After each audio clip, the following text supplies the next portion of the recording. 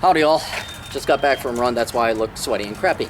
And yeah, I am going to have a cigarette because I'm an adult, and it's not just the joy of the cigarette, it's the fact that it pisses off all the right people. You need to be smoking. Those are the people that I like to piss off. So if it does, good for them, or good for me.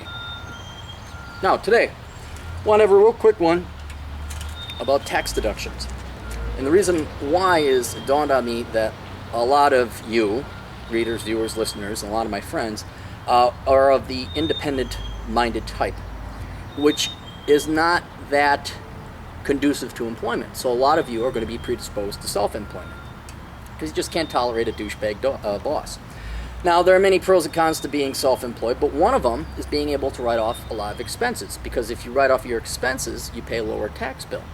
And it has been my experience in banking, and as well as talking with my friends who are self-employed, that unless you have a background in accounting or finance, you are going to woefully underestimate the amount of tax deductions you can write off.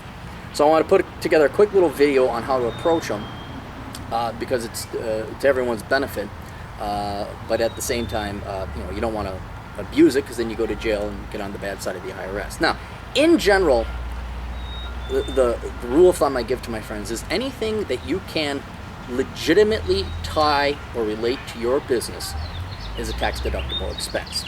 And a perfect example, let me show you, this is probably the perfect example, and nothing even comes close.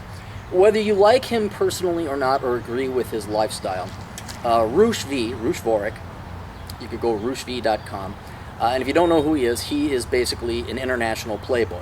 That's his job. He goes to different countries, he takes notes on how to get laid in different countries by different women, and then he writes books about the different sociological, sexual, psychological, political, economic observations he's had in these countries. But it's all about how to get laid, sort of. There's other aspects to it too, but that's the primary thing. Now, that's his business. Take morality out of it. This man gets to write off his travel expenses, hotels and flights, to travel around the world. He gets to write off his condoms. He gets to write off booze, because he mainly picks up women at bar. You would say, well, how can I write off booze, da-da-da-da? It's legitimately, quite directly tied to his business, okay? So that kind of, hopefully that exercise gives your mind kind of the scope of what will fall under a germane or a legitimate tax deduction. Some common things that you may not be aware of, but for example, your cell phone. They're not going to come crashing down on you, because everyone uses their cell phone for personal and business, but depending on what percent, you can estimate a percentage, like half, 50-50, because everyone uses it for social stuff too. Your internet connection, your computers, a lot of things that you were going to pay for anyway as an individual, now you get to write off. So you're going to get a computer, you're going to get a cell phone, these things now you can write off. Another thing, mileage. When you are a corporate slave or corporate cog, you don't get the benefit to write off your mileage. The government doesn't allow you to do that. But as a business owner, you do. So whether you're an independent contractor or whatever else, when you go to a client site, when you go to Walmart, when you go to Office Depot or Staples, when you go to Home Depot, if you're a contractor, you get to write off that mileage, or insurance of your car and vehicle, depending on how you want to do it. So you got to think, what is necessary and required to maintain the operations of my company? And if it is required, like if you are going to the post office to deliver mail that is related to your business, that is a legitimate tax deduction. Now, then there's like gray areas where people abuse it. Travel and entertainment is one of them, where you go out with your clients. Well, here's another perfect example, not as a grandiose scope as Rush's, but here's one that's similar to this. When I was teaching dance classes, quite brilliantly I might add, I decided to compete against other teachers in the area to make my classes more appealing to the market. I would offer a field trip. And it worked until the next year, when all the other teachers saw what I was doing. He was like, dude, look what this kid's doing. I was very proud. I was 24, I think, when I came up with this idea. I was running circles around these old timers. But then everyone did it, so I was not special anymore. But what was great about that is I like dancing. I like to go out back in those days. I could now write off, quite legitimately, my cover charges, my gas, my food and drink, whatever I bought over there. Even dance shoes, I guess, some attire. Sometimes I'd buy some attire for dancing. All these things were now tax deductible that weren't before. And here's the key thing. I was probably going to go dancing anyway, but when I make it an event and I invite my students over as a means to further market my business, or dance classes, that is now a legitimate expense.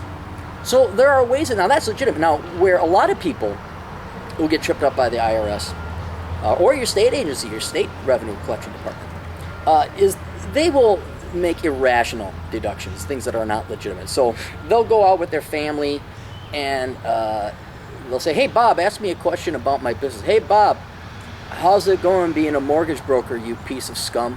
Oh, it's going great. Yeah, we just closed the deal. There, I could write this whole thing off. Yeah, that's not legitimate. It has to be directly tied to you, but you can't just make it up on the fly. So you have that there. So a lot of you I know, whether you're younger or older, but since most of us are kind of that independent spirit nature, a lot of you are going to go and start a business. So keep that in mind, your deduction. Oh, one other thing before I forget. Actually, hang on. This is an accounting trick.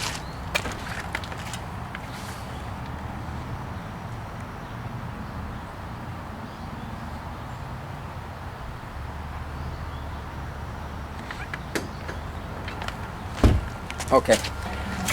Let's say this was a receipt. It's not, it's just a piece of paper. Let's just say it's a receipt. Now, if you have another thing is going to be recording your deductions, recording your expenses. And you're saving yourself a hell of a time in two ways. One, if you have a credit card that you only use for business. So you only use it for business expenses, you swipe it, you swipe it, you swipe it, and then at the end of the year, you have your credit card balance. Some of the credit card companies allow you to categorize expenses, so it makes things a lot easier. However, there will be times you pay for cash or you don't have your corporate credit card and you don't actually have receipts. So if you're saving all these receipts, or you're saving receipts for personal reasons or whatever else, I always fold them up like so, and I put them in my wallet. And for legitimate business deductions, you're going to think this is stupid, but this is brilliant. It's so simple. I always fold over the corner like that, and then I throw it away. Or I throw it into my little box, my shoe box of expenses. It comes really handy doing taxes later on to separate your business receipts from your personal receipts. You also don't have to worry about putting them into corresponding envelopes. This is a tax deductible expense. And honestly, unless you get audited, I mean, you save these, but I wouldn't even bother sorting them or categorizing them, because unless you're making good money, it's statistically unlikely you're going to get audited. So to further categorize these expenses instead of just throwing them in one box, you could do that, but it would only be necessary should you get audited. So save these, and then, that 1 year, if you do get audited, you can go ahead and pull these out and then start categorizing them. So just some tips and hopefully save you guys some time and have you save a little bit of money on the side.